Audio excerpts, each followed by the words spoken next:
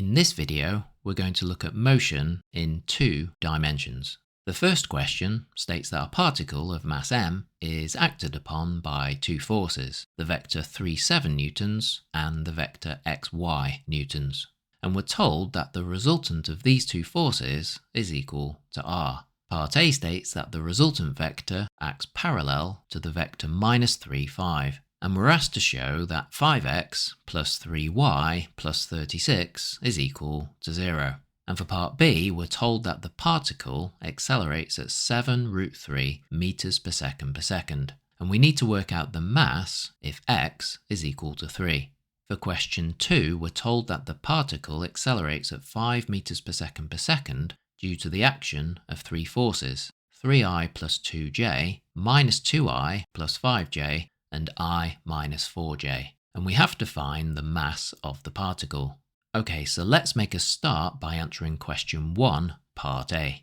We're told that a particle of mass m is acted upon by 2 forces, the vector 3,7 newtons and the vector xy newtons, which produces the resultant force r acting parallel to the vector minus 3, 5. And from this, we've been asked to show that 5x plus 3y plus 36 is equal to 0.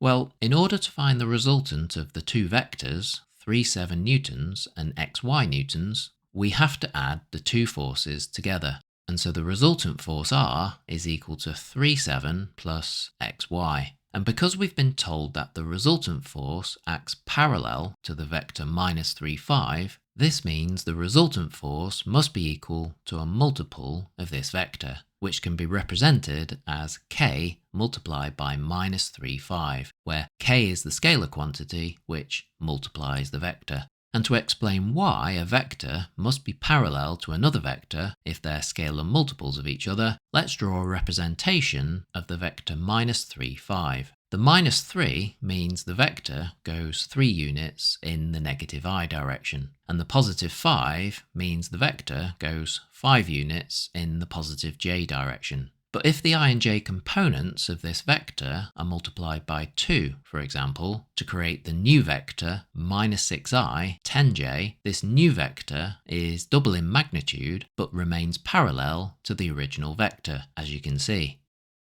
Similarly, if the I and j direction components are halved to create the vector minus 1.5i, 2.5j, this new vector is also parallel to the original vector. So vectors are parallel to one another if they're scalar multiples of each other.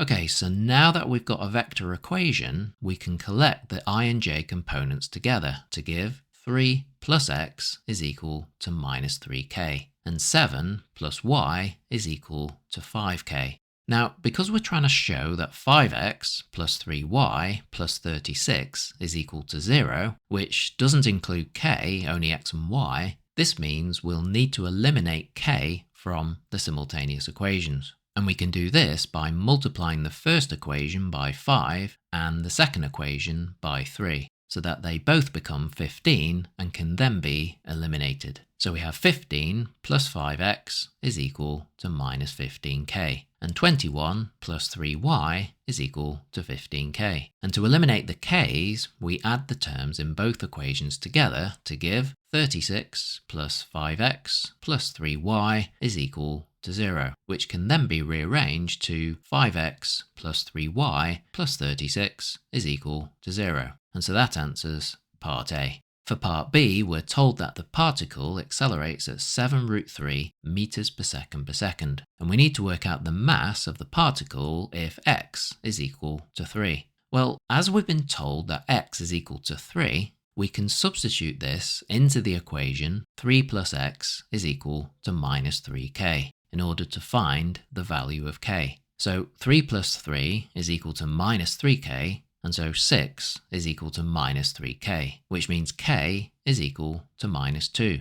And now that we've found the value of k, we know that the resultant force is equal to minus 2 multiplied by minus 3, 5, which is equal to 6 minus 10. And therefore, the magnitude of this resultant force is equal to the square root of 6 squared plus minus 10 squared, which gives the square root of 136, which is equal to 2 root 34.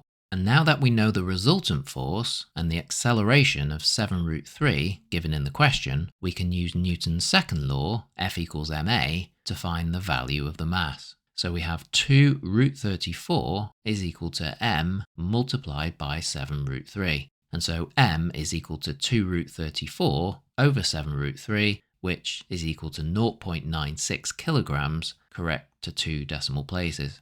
And so that answers part B and question 1.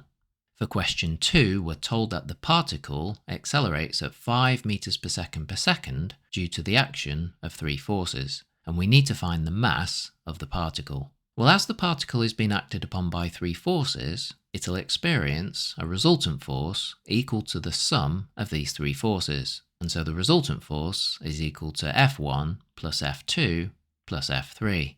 And so the resultant force is equal to 3I plus 2J minus 2I plus 5J plus I minus 4J. And then collecting the I and J components gives 2I plus 3J. And so taking the magnitude of the resultant vector, we get square root of 2 squared plus 3 squared, which is equal to root 13 newtons.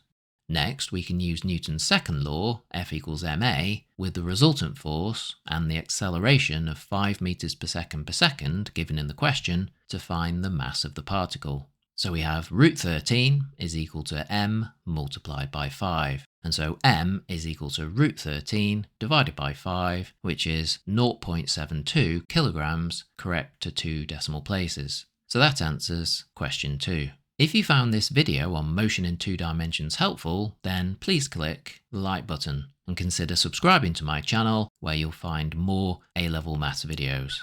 Thanks for watching.